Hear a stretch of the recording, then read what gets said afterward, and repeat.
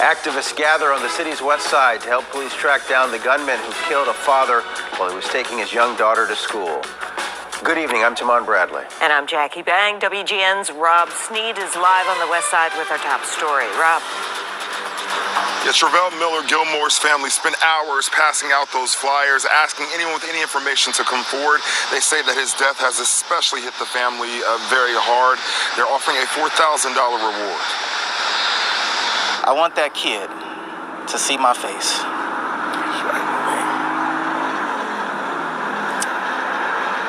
I want his family to see my face. I want his friends to see my face. I want them to see my face. And I want them to be reminded. This is the face of a person whose life he took. Okay, right off the bat, what this brother's saying, I get it, and I'm not here to act like I don't understand what he's trying to convey. He wants the family to, he thinks that by seeing his face, which is the same face as his twin brother, that the family in the killer will be moved to some kind of feeling so deep that it will, they'll feel just as sad and shamed as this family feels hurt and helpless and tortured by what happened. The problem with that is that Nick Cannon lied. Okay? And I know y'all like, oh, what Nick Cannon got to do with this? Well, Nick Cannon, if you remember last year, he got on his podcast, Cannon's Class, and talked about how Sun people are the most empathetic people in the world, and compassion comes with melanin, and you have melanin, you have compassion. More melanin, more compassion. Now, he hasn't created one person. He's made about 10 people in his life, and none of them have any melanin. So that should have been a red flag there. That should have been the first red flag. Wait a second. This dude running around talking about melanin he's not like he created one person. Oops, my bad. He's created 10 people, and none of them have melanin. But Nick Cannon lied. These Sun people, they don't care. They're not going to be moved by seeing your face. And it's not going to move them. They're not going to feel bad. These are the type of people who, when the trial starts, they going to be falling out and crying out in court and, I love you, baby, crying and collapsing and fainting in court. They going to suck up all the energy in the courtroom. Y'all, this family going to be sitting there stoic and, measured and, acting appropriately in court. The family of the killer going to be, oh, baby, we love you, we miss you. Oh my God, I can't believe that. They going to be doing all that. So it's not going to work, okay? What he's saying, it's just not going to have the effect that he thinks it's going to have. I want that kid to see my face.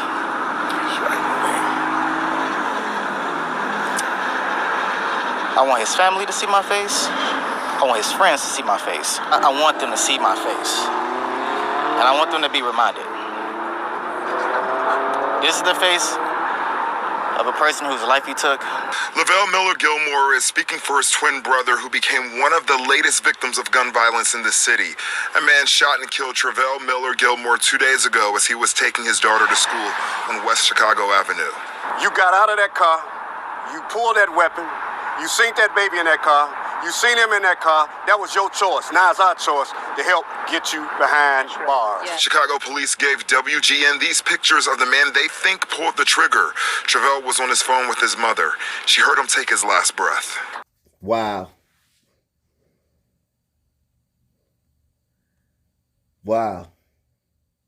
So apparently this guy was in the car 5 cars back from the guy. Apparently the light turned green, and the guy, I guess he was on the phone with his mother, so I guess he wasn't paying attention and didn't move. So he was holding up traffic, I guess. So this guy hopped out of the car, walked up 5 cars, and blew his brains out. And then went back to his car, and then they sped off. In broad daylight.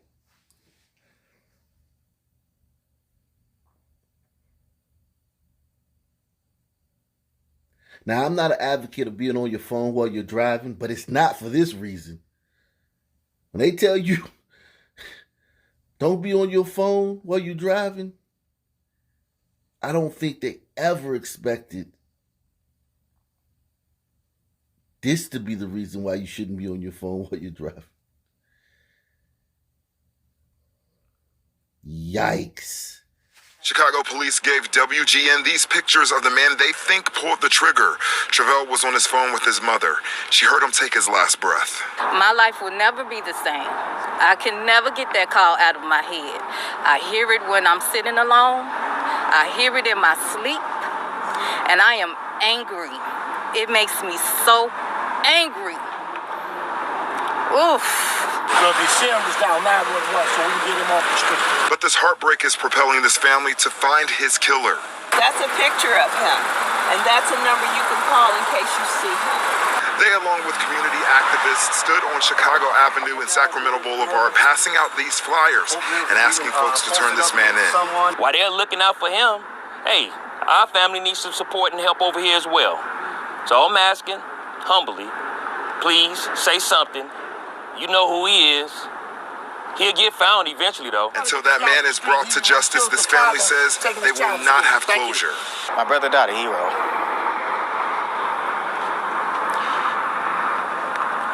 He died my hero.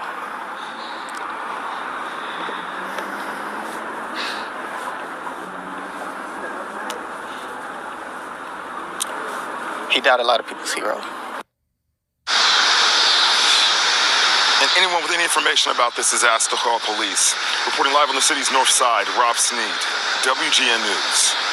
And a pregnant couple and their baby almost killed when an angry driver points a gun at them and actually fires. The father says it started when the speeding suspect almost crashed into their car. This happened near the intersection of Star Mist Drive and Campbellton Road in Atlanta. CBS 46's Alan Devlin is live there tonight after talking to the family about their traumatizing encounter. Alan. You don't have to ask who did this. Because if it had been a glacier glider, we would already have known. That would have been the first thing they told us. So the fact that they didn't tell us the identity, the classification, the group that the shooter came from, we already know who did it. Now my thing is,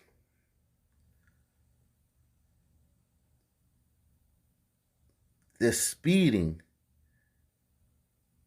The guy speeded, almost crashed into them, and then shot their car up. And you've seen the stories I've been showing you. The worst one I showed you a while ago, the one in Philly. Hit one if you remember the video from in Philly, where the kid. That one in Philly, like it gives me nightmares, man. The kid was making a left turn. He sees a car barreling at him 100 miles per hour. He pauses, stops, doesn't make the turn. The car clips him, flips. Another guy who was down the street working on his car saw what happened, went to his trunk, got his gun out, ran up and shot the guy in the car that stopped to avoid the accident.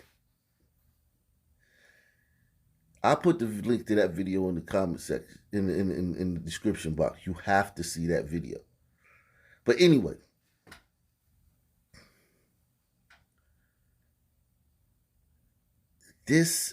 what's going on on the roads with these Sun people, and you know it's the same group. It's not all Sun people. It's a certain segment of the Sun population. But they're causing a lot. They're doing a lot, man. And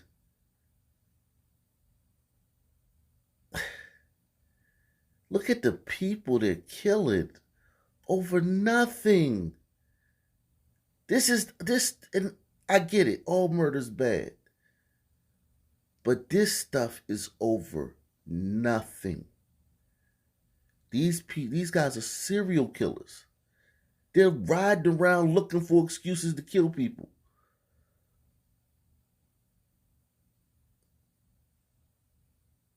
And no one wants to say anything about it. That's why I tell you guys, share these videos. It's up to you guys to a certain extent. Y'all need to share these videos. If I'm the only one covering this stuff, and then you don't share the video, you're kind of doing the same thing the mainstream media does. You're hiding the story.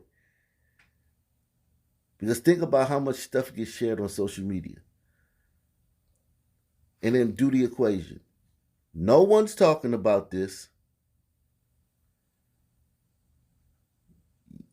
You subscribe to a channel that does. You never share the video. What's the difference? And I'm not chastising y'all because you do what you want. And I won't know anyway. What's the difference between you and the mainstream media?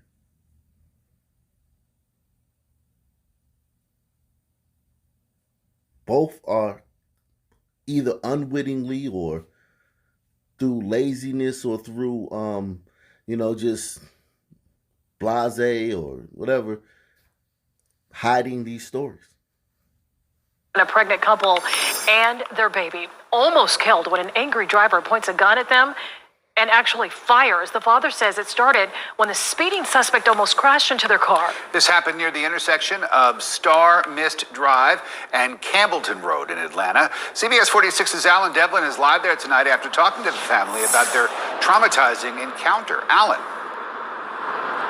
Yeah, that intersection you were just talking about right here behind me. The suspect and the victim pulled up next to each other right about where you're looking, and that's when those shots were fired. The suspect then sped off, the victim down the road as well, and that's exactly where the video you're about to see picks up.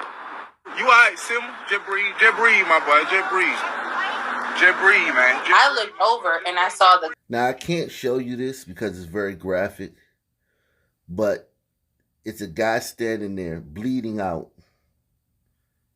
The father, he's bleeding out, and he's obviously in distress from gunshot wounds.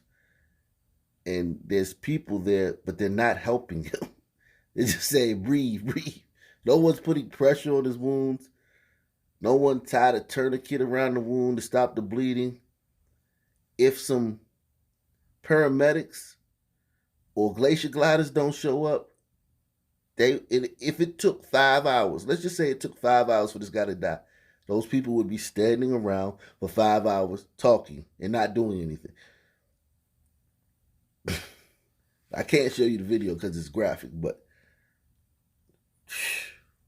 crazy. You all right, Sim? Just breathe, my boy. Just breathe, man. I looked over and I saw the guy have like a shotgun and he bow, bow, bow, bow. This blurry cell phone video, the only recording of the immediate aftermath of a violent example of road rage. Like, we're not, expecting it to, take the drastic turn that it did. Trayvon Jones, his pregnant girlfriend Carlisa, and their 10-month-old daughter Cassie at the other end of the barrel after they say they were nearly slammed into by a speeding driver here on Campbellton Road just last week and coincidentally pulled up next to them moments later. There was a verbal altercation. Trey and Carlisa made it clear there was a child in the car and tried to de-escalate, but it was too late. There is no de-escalation, man. You try to de-escalate. Listen, man. De-escalation makes it worse, and I talked about this before. I used to talk about this a lot in the past.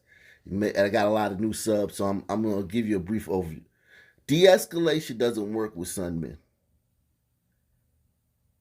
It has the opposite effect. So, it doesn't have the effect you think that it has. Okay?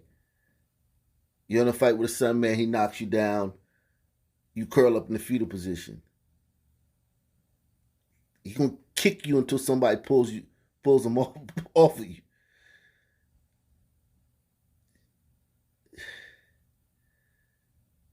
You tell some man you don't want to fight and you walk away, he's gonna chase you down and probably hurt you worse than he would have if you had squared up with him.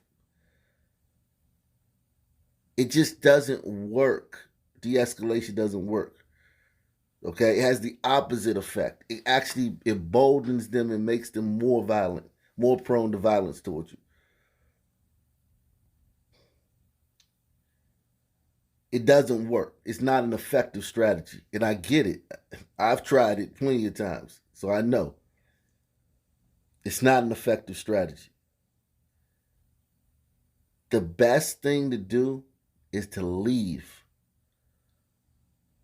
And I know this guy probably is thinking, you with your wife and your kid, you don't want to seem like a sucker. And then these guys are going to chase you too if you try to leave. That's also a thing.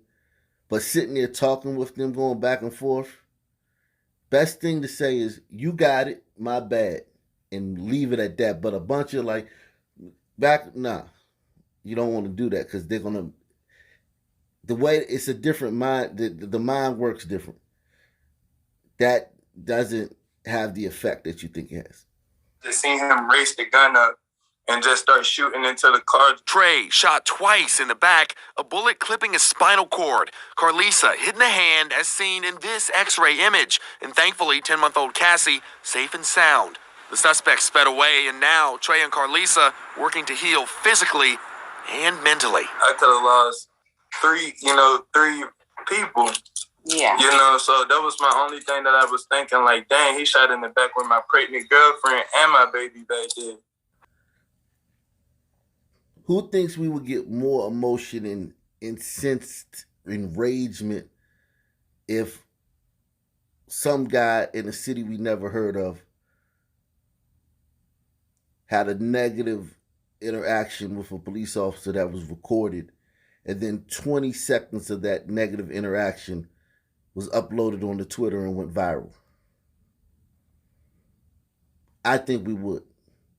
And that's the thing about some people that's always astounding to me. Like, they're so calm and measured at certain times, and then they're like enraged by other things. That could have been me. That could have been well, this was you, and this was your family.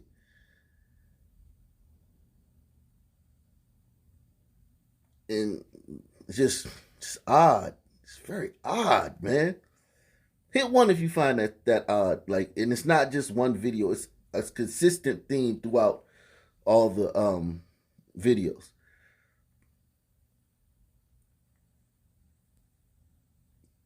Fed away, and now Trey and Carlisa working to heal physically and mentally. I could have lost three people.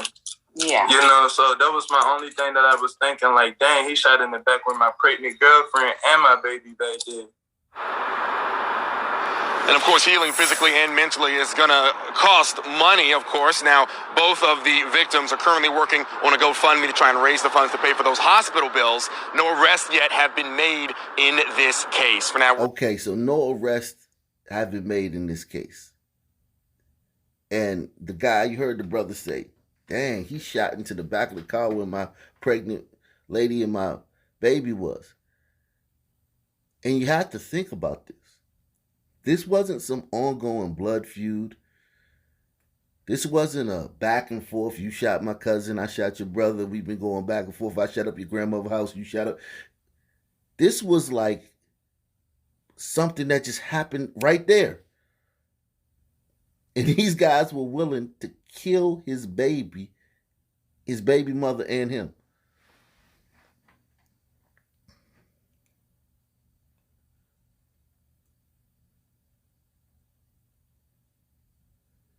Okay? We're not even going to talk about the fact that she's not a wife. We're not going to talk about that. But they were willing, whatever happened, and what we're hearing happened is that they sped and almost hit them. So, of course, they probably were like, we got a baby in the car. They probably said something about it. And then the guy got mad and either slowed down or, whatever, blah, blah, blah, but there was something happened. I believe that. I 100% believe that because I told you, I've seen it firsthand. So I believe that. And then they made it aware to the other group that there's a baby in the car. And that didn't do anything to change the situation. It wasn't like, man, they got a baby in the car, man, just keep going, man. Forget them. Like, we would shoot you, but, oh, yeah, I got a baby in the car. All right, forget it. Whatever. Just drive off and we go about our day. We'll never see them again, blah, blah, blah. No. They still attempted to kill his baby, him and his, like, over whatever just happened in that moment.